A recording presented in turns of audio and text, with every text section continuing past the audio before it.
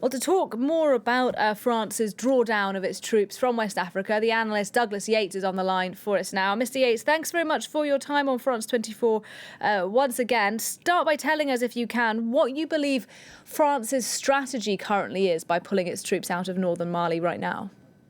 Well, there's a political strategy, which is to dissociate itself with the military regime, but also there were plans ultimately for France to not create a permanent state of war in Mali and to avoid mission creep. Donc, the long-term strategy is to hand over operations to African forces in Mali, to Malian forces, and more generally to G5 Sahel, the entire operation, so that French boots are not on the ground and that France plays rather a background supporting role.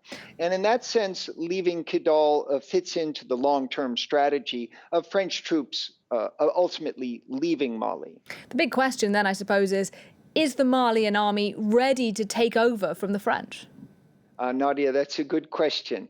So if we, for example, reason by analogy from what happened in Afghanistan, and we think, say, as terrorists might think, this could be a good opportunity, a good occasion to attack. However, the forces against which the Malian army are fighting are not the Taliban. They're not forces who have ever governed Mali. Donc, it's quite plausible that with perhaps Russian help, I know the government in Mali is looking for new patrons to help supply them, it could be possible for the Malians to take over this base and protect themselves within the fort from attack by irregular forces. But to use that base as a base for launching operations outside? No, because the Malian army really doesn't have air power. And what you need to move around Mali, to move troops quickly, is air power. And that's their fatal flaw, their Achilles heel. You mentioned Afghanistan. Lots of people in the past have made comparisons with what's happening in Mali with the American exit from Afghanistan. That was obviously a campaign where the United States left without the Afghan army having been properly built up. The extremist threat there remains in many ways as bad as it ever was. Do you think that it's fair to compare the French exit from Mali with what we've seen in the last few months with Afghanistan? Well, in the sense that in both cases, the willingness of the external power to invest its money, its troops, its gold, its reputation, compared to the willingness of the forces in place to have the assistance of an external power is the same. The differences, however, are stunning. The Taliban were the governing power already in Afghanistan after having fought for decades and were able to single-handedly defeat the American army.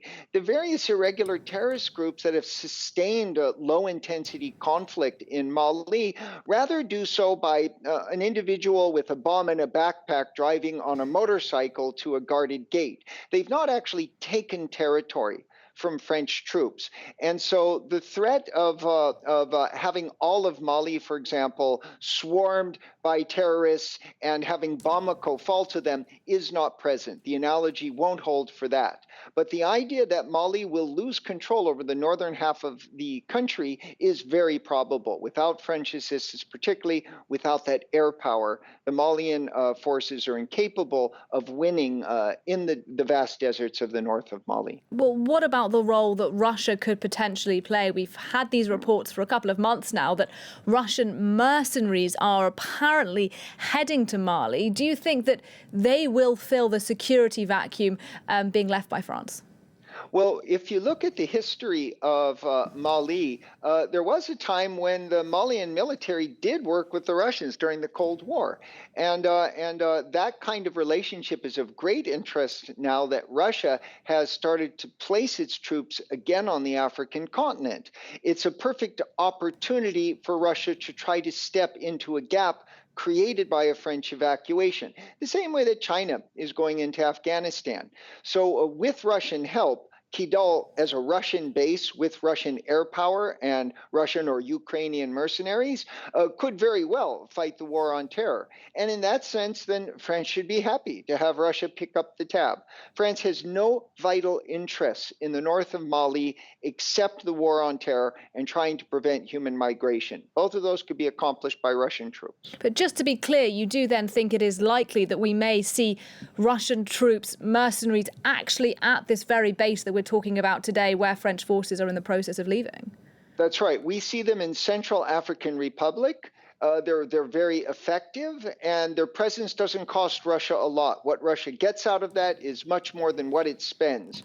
So there's no reason to think that Russia would be incapable of doing in the north of Mali what it's already doing in the Central African Republic. That's right. Really interesting stuff. Thanks very much indeed for your analysis on the programme. Douglas Yates for us there.